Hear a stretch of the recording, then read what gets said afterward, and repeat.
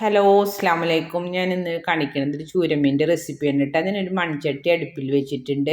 എന്നിട്ട് ഒരു കുടംപുളി നാലായി കീറിയത് പാകത്തിന് വെള്ളമൊഴിച്ച് നന്നായി തിളച്ച് വരട്ടെ.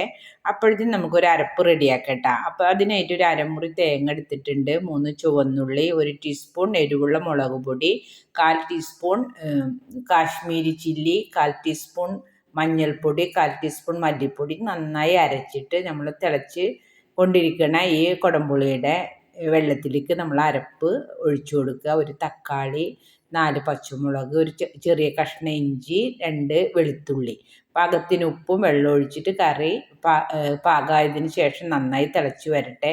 ഉപ്പും പുളിയൊക്കെ പിടിച്ച് കഴിഞ്ഞാൽ നമുക്ക് നമ്മളെ മീൻ ഇട്ട് കൊടുക്കാം. ഒരു 300 ഗ്രാം മീനിൻ്റെ മെഷർമെൻറ്റാണ് ഞാൻ നിങ്ങൾക്ക് കാണിച്ചു തരുന്നത് കേട്ടോ. ഇതേ അളവിൽ തന്നെ നിങ്ങൾ കറി വെച്ച് നോക്കണം കേട്ടോ. നല്ല ടേസ്റ്റാണ്. നിങ്ങൾക്ക് എൻ്റെ റെസിപ്പി ഇഷ്ടപ്പെട്ടാൽ സബ്സ്ക്രൈബും ലൈക്കൊക്കെ തരണം കേട്ടോ. ഇനി നമ്മളെ കറി റെഡി ആയിട്ടുണ്ട്. അപ്പോൾ ഇനി നമുക്ക് അതിലേക്ക് ഒരു താളിപ്പ് റെഡിയാക്കാം. അതിനായിട്ട് ഞാനൊരു പാൻ അടുപ്പിൽ വെച്ചിട്ടുണ്ട്. അതിലേക്ക് ഓയിലിട്ട് കൊടുക്കുക. അതേപോലെ കടുക്, ഇത്തിരി ഉലുവ ഇടണം കേട്ടോ, അത് സ്കിപ്പായി പോയെടുക്കുകയാണ്. പിന്നെ ചുവന്നുള്ളി, ഉള്ളി നല്ല ഗോൾഡൻ കളറായി വന്നാൽ നമ്മളെ കറിയിലേക്ക് ഒഴിച്ചു കൊടുക്കുക. ഇതേ റെസിപ്പി നിങ്ങൾ ചെയ്തിട്ട് കമൻറ്റ് ബോക്സിൽ ഫീഡ്ബാക്ക് അറിയിക്കണേ. അസ്സലാമു അലൈക്കും.